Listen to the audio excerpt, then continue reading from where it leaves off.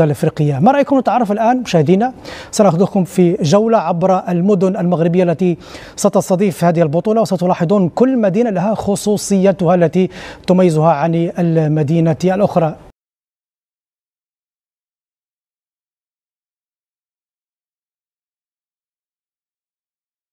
في سابقة نادرة اجتمع محللون من مصر وتونس والجزائر داخل استوديوهات بيان سبورتس على رأي واحد: المغرب أبهر الجميع.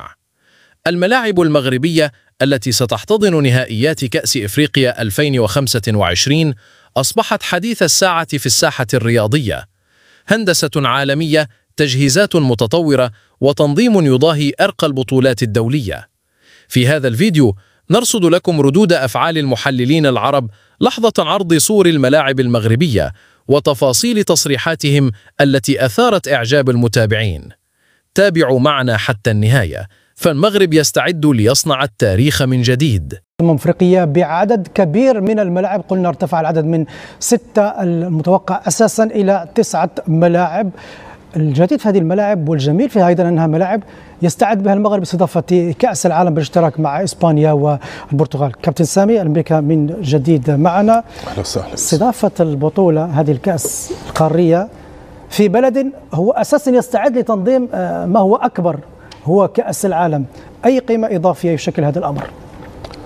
هو أكيد اللي تكون قيمة كبيرة على المستوى، خلينا نحكيه على المستوى البنية التحتية وخصوصا الملاعب. نعرفوا المغرب على المستوى البنية التحتية معناتها من فنادق ومن تجهيزات ومن أمور معناتها متعلقة بكرة القدم، أكيد بلد معناتها منظم وعنده تجهيزات على مستوى عالمي وعالي جدا. معناتها هذا ما هوش المغرب ماهيش بحاجة إلى تنظيم أفريقيا ولا كأس العالم باش الناس تشيد بما يوجد بالمغرب من بنية تحتية على مستوى عالي. أكيد الملاعب اللي باش تضاف أو الملاعب اللي باش تتجدد أكيد هي الكأس العالم كهدف أول، لكن باش يستفادوا منها معناتها اليوم المنتخبات. سنوصل كابتن فقط أرض عربية، بالتالي هذا يبين بأنه الجزائر عام 2019 يبين بأنه هذا يكون أمر مساعد. قد نتوقع الأمر نفسه أيضا في نسخة المغرب. أكيد مساعد. أول شيء هو الطقس، أول شيء، وثاني شيء هو أرضية الملعب، الجماهير، في عدة عوامل تساعد لكي تفوز بهذه البطولة. اتفق مع سامي لأنه تفرق عندما تلعب في التحتية الأرضية، حتى في بعض الأحيان الثقافة تساعد المنتخبات أيضا في الفوز بهذه البطولة أو الذهاب بعيدا في هذه البطولة. شفناها احنا عندما لعبنا في مصر، فزنا بالبطولة في إفريقيا، كانت صعبة الأمور. لعبنا عدة منافسات إفريقية، الأمور صعبة في إفريقيا. طيب. الطقس، الأجواء، كل أمور في إفريقيا تختلف. من الصعب أن تفوز بالكأس إفريقيا في أدغال إفريقيا. طيب، متعودين عليها إلا المصريين. على ذكر المصريين سنة كامل للكابتن حسام حسن وللجهاز الفني وللاعبين، لأنه عايز يحقق إنجاز ويحقق بطولة غايبة بقالها فترة عن الكرة المصرية. اللعيبه اللي موجوده دي السد العالي الان يحتفل. الحضري طبعا، الحضري ملك زميلك في المنتخب طبعا، صانع الانجازات الكبيره، خصوصا طبعا من 2006 ل 2001. تفضل. اسطوره للكره الافريقيه طبعا في مركز حراسه المرمى، واحد من اللي سابوا علامه كبيره في كره القدم للمنتخب المصري. تنتمي الى المنطقه الافريقيه، هي رقصه مغربيه اصيله تنتمي للمنطقة الأفريقية، لربما احتفاء من المغاربة بهذا النسيج المغربي الذي يضم ما هو عربي، ما هو أمازيغي، كذلك ما هو أفريقي، وهذا أمر مهم جدا لإبراز هذه الهوية التي تحتفي والتي تستقبل أيضا مختلف البلدان الأفريقية. ما رأيكم نتعرف الآن مشاهدينا؟ سنأخذكم في جولة عبر المدن المغربية التي ستستضيف هذه البطولة، وستلاحظون كل مدينة لها خصوصيتها التي تميزها عن المدينة الأخرى. هنا العاصمة مدينة الرباط، هذا ضريح حسان، هذا مكان مميز جدا. إذا كنت زائرا للرباط أكيد ستزور ضريح حسان، فيه الملوك الذين حكموا المغرب، قبورهم هناك، ولكن للزيارة وكذلك لهذا الود بينهم وبين الحكام المغاربة، الود بينهم وبين الحكام السابقين، لودايا، ومن هناك برج محمد السادس بأصالة وكذلك معاصرة هذا البلد، هذه المدينة التي ستستضيف كأس الأمم الأفريقية في 4 ملاعب.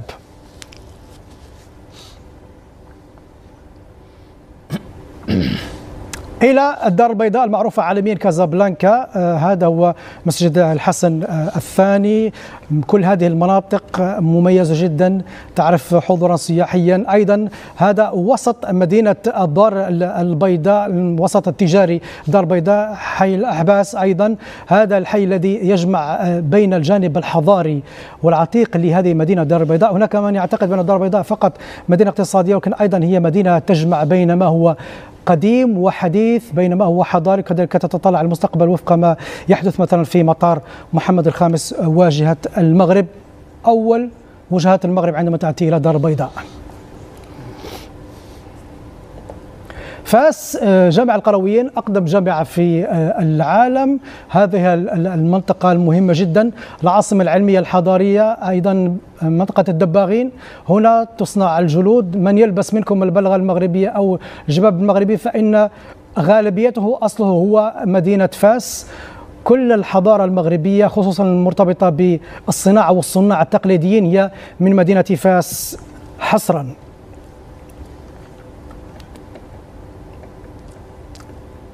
طنجة تسمى المدينة الدولية أو مدينة الألسن السبعة.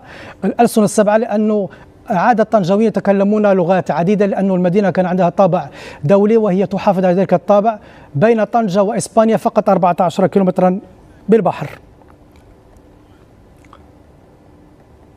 أكادير في الوسط الجنوبي، هذه مدينة تسمى مدينة الانبعاث. بعد زلزال عام 60 بنيت المدينة من جديد، عندها طابع سياحي مميز جدا، ولنقل تنافس في السياحة مدينة مراكش. مراكش مدينة المرابطين، مدينة يوسف بن تاشفين الذي حكم المغرب وحكم الأندلس كذلك. هذه الكتبية، مسجد الكتبية، وهذه كل المناطق الجميلة المميزة في مدينة مراكش.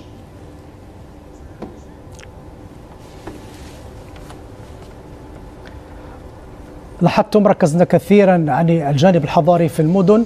صحيح هذه المدن ستستضيف كل أفريقيا، هي تسعد كذلك لاستضافة العالم ككل بملاعب مختلفة ب9 ملاعب. عزيز في نفسك أشياء كثيرة، تفضل. لا صراحة المغرب أصبح أكثر جاهزية. أنا كنت حضرت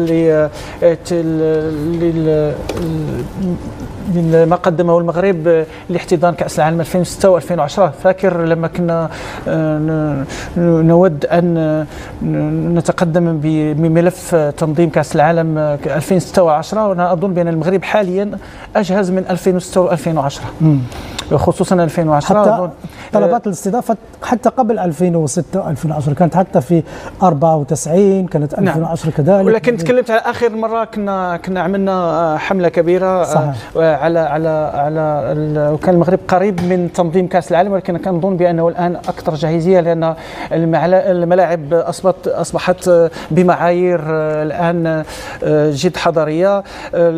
أظن بأن البنية التحتية المغربية أصبحت تضاهي البنية التحتية في أوروبا، لا من ناحية الطرق، لا من ناحية القطار السريع، لا من حيث الملاعب، لا من حيث أيضا الفنادق. كل هذه الأشياء أظن بأنها تلعب في صف المغرب، لأن المغرب صحيح أنه سوف هو مقدم على تنظيم كأس العالم 2030، لكن هذه تعتبر بروفا لهذا التنظيم. وكما تفضل سامي، المغرب ليس دخيل على هذه التظاهرات، فهو نظم العديد من التظاهرات ونجح في تنظيمها. ولكن أظن بأن هذه بروفا، لأن هذه نسخة إفريقيا، كأس إفريقيا، هذا هو القطار السريع الذي يربط ما بين الدار البيضاء وطنجة تقريبا في ساعتين، تقريبا أكثر من 300 كيلومتر في الساعة، وهذا مهم جدا. وسوف يتم تمديد هذا القطار لكي يصل إلى أكادير، ومن ثم لماذا يصل إلى المدن الجنوبية، إلى الداخلة، إلى العيون بعد ذلك. أظن بأن هناك عمل كبير في البنية التحتية، ونطلب الصبر، لأن تحتاج إلى عمل، تحتاج إلى أيضا إلى مسؤولية أيضا من المواطن، مسؤولية للمشاركة في إنجاح هذا المشروع العام. مرحبا بكل البلدان وكل المنتخبات العربية وجمهورها وجماهيرها، لأن أظن بأن هذا مشروع مشترك. أي تمثيل للمغرب فهو تمثيل أيضا للعرب، ثم تمثيل لإفريقيا. وأظن اظن بان مرحبا بكل هذه المنتخبات العربيه، وكانوا يحسوا ببلدهم المغرب انهم في بلدهم، وان اي مغربي لن يقصر في ترحيب بالجماهير العربيه التي سوف تحج الى المغرب. واظن ليس فقط لاكتشاف المغرب ولاكتشاف ايضا المناطق السياحيه، ولكن اكتشاف ايضا تاريخ المغرب، تاريخ العريق للمغرب، والمشاركه ايضا في الاحتفالات، لان هذه التظاهرات فيها احتفالات، فيها صحيح فائز ومنهزم، لكن لازم تكون احتفالات ولازم تكون تبادل الثقافات. اللغه العربيه تجمع كل البلدان العربيه، وهذا مهم جدا، لان اظن بان عندما ترحل الى افريقيا بالنسبه للمنتخبات العربيه فيهم من لا يتكلم فرنسي، فيهم من لا يتكلم عربي. الان عندك العربيه فهي لغه موحده، اي عربي سوف يخرج لكي يذهب الى السوق فلن يجد اي مشكله في لكي يجد الترحاب ويجد ايضا من يوجهه. كابتن رفيق، هذا العام او 2024 صرف المغرب 17.4 مليون. كرة القدم لها تأثير كبير. أتذكر في مقال يقول بأنه تأثير بلوغ المغرب نصف نهائي كأس العالم كان مهم لدرجة أنه حتى الواجهة أصبحت مطلوب. هذا يبين تأثير الإنجاز الرياضي في كرة القدم، مثل مثلا دولة قطر عندما استضافت كأس العالم 2022 إقبال السياحي أصبح كبير جدا، حتى البلد استضافت أكثر من 5 ملايين سائح، وبالتالي هناك لربما توازي بين الإنجاز الرياضي في كرة القدم وما إلى ذلك، وأيضا الإقبال السياحي والترويج للبلد. أكيد كرة العالم في العالم كله، يعني كرة قدم في العالم كله، أول شيء هي الصورة الأولى للبلد. في بعض الأحيان فيه بلدان حتى ولو اقتصادها ناقص، حتى ولو لا تمتلك الثروات الكبيرة، ولكن بكرة القدم ممكن أن نتعرف هذه المدينة. شفنا حتى في عدة مرات يعني كؤوس إفريقية في إفريقيا لا تمتلك البنية التحتية، لا تمتلك كل يعني المقاييس لكي تقوم بكأس إفريقيا، وقامت بكأس إفريقيا. ولكن المغرب العربي، يعني نتكلم على المغرب، نتكلم على تونس، نتكلم على الجزائر، نتكلم على ليبيا، نتكلم على كل يعني اللي ممكن شفنا عندهم كؤوس إفريقية. نتكلم على مصر في النسخة 2019، يعني حتى ولو كانت وجهة سياحية تزيد لك يعني ارتفاع من السياحة، تزيد لك ارتفاع من المعرفة، تزيد لك أكيد كرة القدم هي اللي تعرف يعني في بعض الأحيان البلدان غير معروفة. ولكن أكيد اتفق معك في هذه النقطة، صحيح عندما تكون عندك أيضا البنية التحتية وتكون عندك يعني تمتلك لعدة يعني مدن سياحية تسهل لك الأمور، حتى تسهل على الكل يعني الوافدين يعني من إفريقيا، من المغرب العربي، من كل الجهات في كأس العالم، في أنحاء العالم عفوا. لأنه صحيح عندما نتكلم احنا على المغرب العربي فقط، احنا الشيء الأول اللي قريب لنا هو يعني المسافة، صحيح، بالنسبة للجماهير، بالنسبة لعدة أمور يعني تصبح لصالح المناصر البسيط، يعني بإمكانه أن يمشي ويشاهد يعني كأس إفريقيا في بلد عربي ومتاحة له، حتى يعني بالنسبة لمصر للسودان كلها يعني قريبة، حتى الآخر. كما شاهدتم كانت ردود أفعال المحللين مليئة بالإعجاب والدهشة، والمغرب اليوم يبعث برسالة قوية مفادها: إفريقيا قادرة والمغرب في الصدارة. كأس إفريقيا المقبلة لن تكون مجرد بطولة قارية، بل فرصة لإبراز الوجه الحضاري والتقدمي للمغرب وقدرته على تنظيم أكبر الأحداث بأعلى المعايير. ما رأيكم أنتم؟ هل تعتقدون أن هذه البنية التحتية تفتح الباب أمام تنظيم كأس العالم في المستقبل؟ شاركونا آراءكم في التعليقات، ولا تنسوا دعمنا بالإعجاب والاشتراك لنستمر في تقديم محتوى يليق بكم. نلقاكم في فيديو جديد بإذن الله، والسلام عليكم.